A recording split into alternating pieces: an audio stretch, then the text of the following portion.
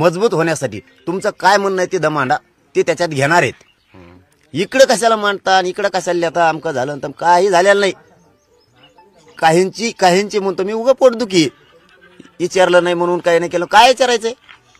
समाजाचं कल्याण झालंय. मी माझ्या मायबाप समाजाला विचारतो आणि ते करतो. समाजाचं कल्याण झालेलं आहे. आणि याला जोडून एक महत्वाचा विषय, मराठवाड्यात कमी नोंदी सापडल्यात त्यामुळे आपण गॅजेट घ्यायचं लावलेलं आहे सरकारला. त्याचबरोबर मुंबई गव्हर्नमेंटचं सुद्धा गॅजेट घ्यायचं सांगितलंय. 1902 सुद्धा जे पुरावे ते सुद्धा घ्यायचे सांगितले. सातारा संस्थांचे सांगितले. विशेष करून मराठवाड्यातल्या मराठ्यांना सांगतो, कोणालाही टेन्शन घ्यायची गरज नाही. मी आहे तोवर कोणी टेन्शन घ्यायचं नाही. एकही मराठवाड्यातला मराठा राहणार नाही हे शब्द मी तुम्हाला आज देतो. एक सुद्धा राहणार नाही. एक आक्षेप असा घेतात जसं तुम्ही म्हणताय की सजेशन तुम्ही सुचवा, तसेच 15 दिवसात त्याच्यावर ऑब्जेक्शन पण येऊ शकतात. काल छगन भुजबळांकडे बैठक झाली, सर्व ओबीसी नेते. त्याच्यात एक मिनिट, त्याचं त्यांचा धंदाच येतो त्याचा. कोणाचं चांगलं व्हायला लागलं की त्यांच्या अन्नात माती घालायची. त्यामुळे काही होणार नाही त्या कायद्याला. त्याचे राजपत्रित आधी सूचना निघालेल्या आहेत. काहीच होऊ शकत नाही. आता काहीच नाही. हरकती घेतील ठीक आहे, परंतु त्याच्यात त्यांना एवढं तरी डोकं पाहिजे बैठक घेणाऱ्याला. मराठ्यांची नियत चांगली आहे. त्याच्यात ओबीसी बांधवांचा सुद्धा फायदा झाला पाहिजे. त्यांच्या सगळ्या सोयऱ्यांना नसेल तर त्या मार्फत द्या. इतकी नियत साफ आहे आमची. तुमच्यासारखी अशी लोकांच्या अन्नात माती घालणारी नियत आमची नाहीये. काल बैठक झाली या सगळ्या ओबीसी नेत्यांची. त्यांनी 3 ठराव संमत केले आहेत. एक पहिला ठराव आहे, सरकारने मराठा आरक्षणाबाबत सगळेसोयरे काढला मसुदा रद्द करण्यात यावा. त्याचबरोबर शिंदे समिती असंवैधानिक कुणबी प्रमाणपत्राला स्थगिती देण्यात यावी.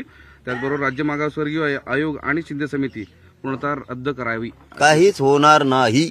मराठ्यांनी टेन्शन घ्यायचं नाही. मी पुन्हा समाजासाठी जर कुठं अडचणी यायला लागली तो भरायला तयार आहे. पुन्हा मी आझाद मैदानाला एकटा जरी बसलो तर माझा करोडो मराठा समाज इथं आहे. काही गरज नाही. तुम्ही काहीच टेन्शन घेऊ नका. काहीच होत नाही. फक्त हे जे मध्ये 40 सुरू आहेत ना, आमकं झालं कुठं त झाला काय करतो कळत उरतो त सांगतोय कशाला त झाला आणि काय झाला तर कायच नाही. मराठी जिंकून आले. कायदा झाला. कायदा डोकं आहे का? कायदा झालाय गोरगरीब मराठ्यांसाठी सगळ्या सोयऱ्यांचा. आणि म्हणा आमकं झालं. तुला विचारलं नसन म्हणून तू काहीतरी दुखत असन. पण तू आला का तिथं नाही आला तुला काय विचारावं? तुला काय तू टंगड्या मोड्या होत्या का पै यायला तिकडे आमच्या संघ? इकडं राहून गप्पा ठोकीता. 50-50-60 जण आहेत. तुम्ही कोण? इकडे जाऊन गप्पा हाणण्यापेक्षा पायी यायचं. आम्ही तिथे विचारलं असतं आमच्या संघाचे दादा काय करायचं. आम्ही मुंबई हायकोर्टातले वकील बांधव घेऊन बसलो. अभ्यासक तिथं बोलवलेले घेऊन बसलो.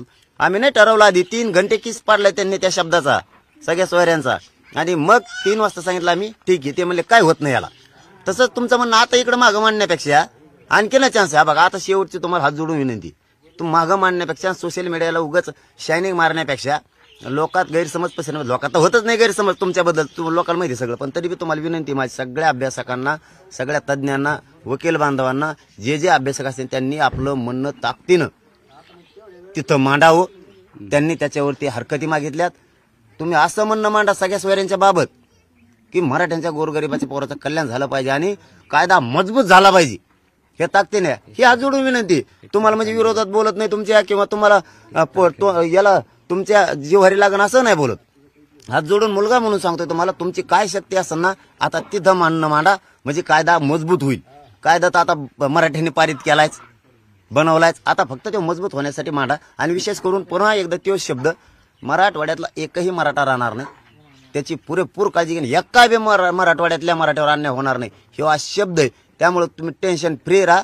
कोणीच कसलं टेन्शन घेऊ नका. नोंदी नाही सापडले तर टेन्शन घेऊ नका. नाही, ओबीसी नेत्यांचा विरोध अधिक वाढत चाललेला आहे. आणि दुसरं ओबीसी समाजाला असं वाटायला लागलेलं आहे की आपल्यावर अन्याय झालेला आहे. आणि आमच्यावर इतके दिवस झाला तेव्हा आम्ही आरक्षणात असून 54 लाख नोंदी सापडल्यात. मी आता 1000 बारे विचारले, मीडियाच्या माध्यमातून सुद्धा विचारले. नव्या आहेत का जुन्या आहेत सांगा सरकारनं. सांगितलं कोणचे आहेत? नाही अहो त्यांनी तर नाहीच सांगितलं. मग आम्हीच अंदाजा काय लावलाय. शक्यता काय असती शक्यतो. त्यांनी वितरित केलेत 39 लाख प्रमाणपत्र. याचा अर्थ नवेच आहेत. माझं फक्त पुन्हा तेच म्हणणं आहे, मराठवाड्यात गॅजेट लावायचे का काय करायचंय कसं करायचंय.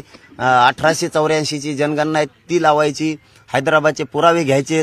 आणखी समिती 2 महिने मराठवाड्यात काम करणार आहे. आणखी 2 महिने. म्हणून मराठा बांधवांनी सायलेंट टेन्शन फ्री राहा.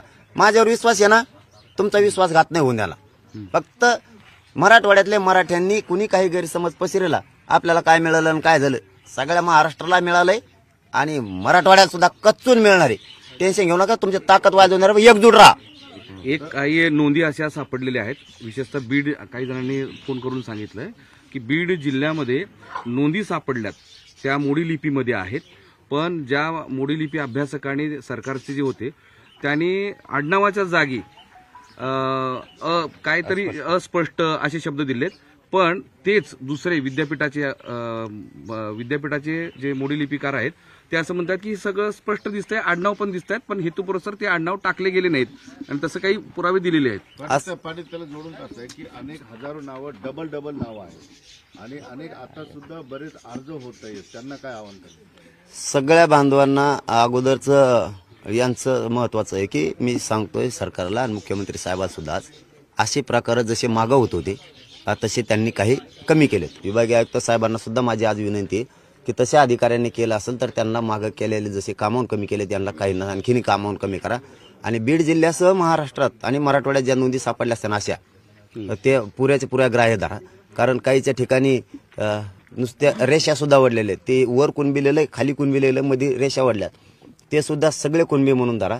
आणि तुमच्या ज्या तालुका स्तरावर तुम्ही समित्या नेमल्यात, या समित्यांना प्रत्यक्ष काम करायला लावा. आता म्हणजे आजपासूनच, आज सोमवार आहे, आता आजपासून वर्किंग डे सुरू झाला, तुम्ही पहिलं त्या समित्या ऍक्टिव्ह करा सगळ्या. मी तसं मुख्यमंत्री साहेबांना आज बोलणार आहे, कालही सांगितलं होतं, आजही बोलणार आहे. दोनही उपमुख्यमंत्र्यांना सुद्धा मी स्वतःहून सांगणार आहे. आता आजपर्यंत नाही सांगितलं पण आता स्वतःहून सांगणार आहे की त्या समित्या ज्या गठीत केल्या त्यांना ताकदीनं कामाला लावा. मराठवाड्यातल्या नोंदी आणि मराठवाड्यातल्या असणाऱ्या अडचणी सोडवा. काही ठिकाणी जळीत झालेले, त्या ठिकाणीचा प्रकार तुम्हाला शेजारच्या गावात सापडलेल्या नोंदी त्याच्या आधारावरच त्या गावाला द्या. आता नोंद त्यांच्या जळाला रेकॉर्ड म्हणल्यानंतर त्यांनी काय मारायचंय का? आणि सगळ्या सोयऱ्यांची अंमलबजावणी तातडीनं आता लगेच त्याचे सुरू करा, ही पण विनंती. बरं, 1 तारखेला ओबीसींच्या वतीनं महाराष्ट्रभर आंदोलन करण्यात येणार आहे. खासदार आमदारांच्या घरासमोर या ठिकाणी आंदोलन करण्याचं त्यांनी ठरवलेलं. चांगलं आहे ना, मग करू द्या ना. मग थोडीच परवानगी लागणार आहे त्यांना, करा म्हणा काय करायचं तुम्हाला. आपण कुठं त्यांना विरोधी लोकशाही अधिकारी ते आम्हाला आरक्षण मिळावं म्हणून करत असते, ते ओबीसीला आम्हाला मराठ्यांना आरक्षण मिळावं म्हणून करत असते. कारण तुम्ही पण ओबीसीच आहेत, मग कोण आहे? पण ही राजकीय दृष्टिकोनातून आता विरोध होत आहे, होय ना. मग सामाजिक त्या विरोध दिसतो का नाही? आम्ही खंबीर आहेत, सामान्य मराठी. फक्त हे वरचे जे आहेत ना थोडे आमचे काही, ते हे थोडे 10-5-50 जण जे आहेत ना, हे आरडाओरडा करायला लावते त्यांना. याच्यापेक्षा इकडे आरडाओरडा करण्यापेक्षा तिथं हरकती मागितल्या, तिथं म्हणणं मांडा तुमचं समाजाच्या बाजूला. समाजाला साथ मिळेल ना तुमची, तुम्ही आमचे आहेत ना. कशाला सोशल मीडियावर आणि त्याच्यावर लिहून तुम्ही गैरसमज पसरता? मराठ्यांना महाराष्ट्रातल्या माझी विनंती, हे गैरसमज पसरायला लागलेत. याच्यापेक्षा यांना मराठा समाजाने असं आव्हान करा, मी पण केलं विनंतीपूर्वक, की तुम्ही लय हुशार आहेत ना, तुमचं म्हणणं तिथं मांडा, कायदा मजबूत करू लागा. इकडं बोंबलून आमचं गोरगरिबाचं अन्नात माती घालू नका. ओबीसीच्या नेत्यांनी तेच सगळ्या ओबीसी समाजाला आवाहन केलेलं आहे की या नोंदी, हा जो कायदा आहे तो कायद्याला आक्षेप घेणारे आक्षेप नोंदवा, मोठ्या संख्येने नोंदवा, सगळे सोयऱ्याला आक्षेप नोंदवा, असं त्यांनी आवाहन केलं आहे. तेच आव्हान सगळ्यांना आवाहन करणार आहे. तेच आव्हान मी सुद्धा आता केलंय की जेवढे अभ्यासक आहेत, घटना तज्ज्ञ आहेत, जे आपले वकील बांधव आहेत, मोठमोठाले जे अभ्यासक त्यात लोक आहेत, यांनी सगळ्यांनी आपल्या जातीची आपण टर उडण्यापेक्षा, त्याच्यात काय मोठेपण आहे तुम्हाला, त्यापेक्षा तुम्ही तिथं तुमचं ताकदीनं म्हणणं मांडा, म्हणजे कायदा मजबूत होईल. आणि मराठा बांधवांनाही महाराष्ट्रातली विनंती, ते जे बडबड चालली यांची, त्याच्यापेक्षा त्यांना असं सांगा की तुमचं म्हणणं तिथं मांडा, म्हणजे आमचा गोरगरिबाचा कायदा पक्का होईल. इकडं कायला सोशल मीडियावर तुमची हुशारी दाखविता, तिथं करा की मायबाप बना नाही गोरगरिबाचे. इकडं हुशारी दाखवून इथं रात भरली येते, त्याच्यावर इतकं लांब लिहिलंय ते. हा, मग ते लिहूस तर तिथं मांडणं कचा तू हो म्हणणं काय मांडायचं, कायदा मजबूत होईल ना आमच्या आम्ही गोरगरीब मराठ्यांनी कायदा आणला का नाही? आणला. आता ते मजबूत करण्यासाठी आम्ही सगळा सोयरा शब्द घातलाय. सगळ्या सोयऱ्याला जोडून तुमचा काही पॅरेग्राफ द्या पक्का, त्याला बेस होईल, आणखीन मजबूत होईल तो कायदा. मराठी पुन्हा जिंकतील सारखे. आम्ही जिंकून आलो, ते नाही गेले काय आणलं. तो आलता पै इथं बसला घरी गोधाड्या पांघरून 50 आणि आम्हाला लागला शहाणपणा शिकायला. आम्ही कुकडीत पोर तिथं आणखीन पोर रस्त्यानं चलत येत. रात्री काल मी माजलगावला गेलतो, मला कमीत कमी 200-250 गाड्या भेटल्यात. ते म्हणले आम्ही दमाने मुक्काम करत आलो. हे श्रेय नाही कळत का तुम्हाला? शहाणपणा असल्यासारखा लिहितात त्याच्यावर काही बी. बघा त्यांचा घ्या आदर्श. ते बैठका घेऊन सुद्धा हरकती विरोधात मांडण्यासाठी सज्ज झालेत. तुम्ही सोशल मीडियाला सज्ज झालात काय? तुम्ही तिथं सज्ज व्हा सगळे. महाराष्ट्रातल्या मराठ्यांना विनंती, यांना सांगा, मी पण विनंती करून सांगितलंय की तुमचं काय ज्ञान आहे ना तिथं वापरा, कायदा मजबूत होईल. इकडे सोशल मीडियावर वापरून वाटोळ करू नका आणि अन्नात माती घालू नका. धन्यवाद. धन्यवाद. हे